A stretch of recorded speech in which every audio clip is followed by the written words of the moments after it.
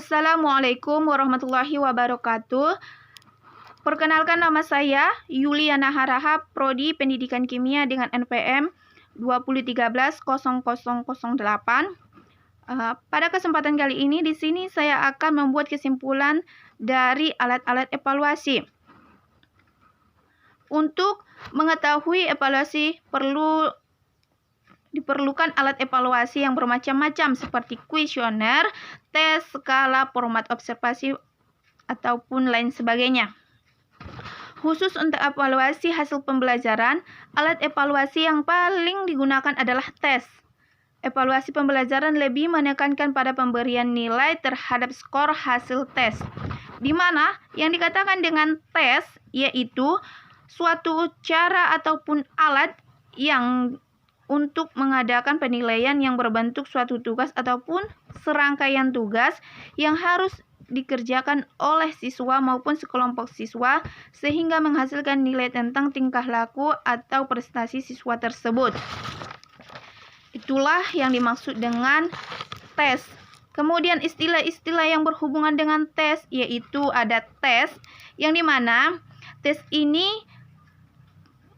merupakan proses yang digunakan untuk mengetahui ataupun mengukur suatu suasana dengan aturan tertentu. Kemudian ada testing. Yang dimaksud dengan testing yaitu pada saat waktu tes itu dilaksanakan. Yang ketiga, testi. Testi itu merupakan respon yang sedang mengerjakan tes. Yang keempat ada tester. Tester itu merupakan orang yang mengambil keputusan tes terhadap responden.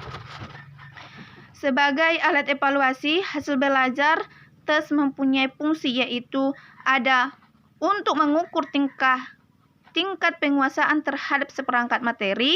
Yang kedua, untuk menentukan kedudukan ataupun seperangkat siswa dalam kelompok tentang penguasaan materi atau pencapaian tujuan tertentu. Tes berdasarkan fungsinya sebagai alat pengukur perkembangan ataupun kemajuan belajar peserta didik yaitu ada tes seleksi.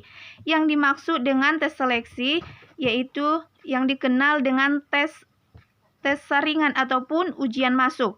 Gunanya untuk menerima calon siswa baru yang tergolong mana paling baik dari sekian banyaknya calon yang mengikuti tes. Kemudian tes awal. Tes awal bertujuan untuk mengetahui sejauh manakah materi ataupun bahan pembelajaran yang diajarkan dapat dikuasai oleh peserta didik. Kemudian ada yang ketiga dia tes akhir. Tes akhir yaitu ada istilah tes akhir yaitu post test. Tes ini dilaksanakan di akhir dengan tujuan untuk mengetahui apakah semua peserta pelajaran yang tergolong penting dapat dikuasai dengan sebaik-baiknya oleh peserta didik. Kemudian ada tes diagnostik. Yang dimaksud di sini adalah tes yang digunakan untuk mengetahui kelemahan-kelemahan siswa sehingga dari kelemahan-kelemahan ini dapat dilakukan perlakuan yang tepat. Kemudian tes formatif. Tes formatif terbentuk setelah mengikuti sebuah program-program tertentu.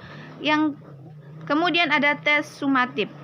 Tes sumatif yaitu tes setelah berakhirnya pemberian sekelompok program ataupun sebuah program besar.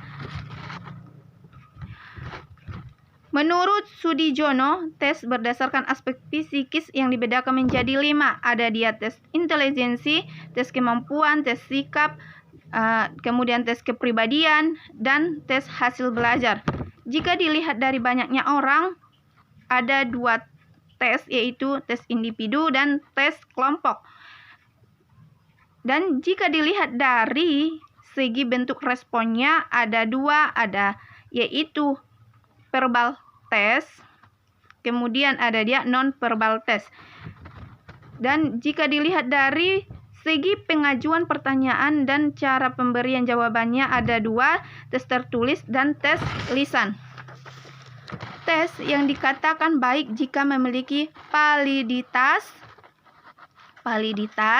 reliabilitas, objektivitas, praktikabilitas, dan ekonomis. Cukup sekian kesimpulan yang saya dapat pada kali ini. Assalamualaikum warahmatullahi wabarakatuh.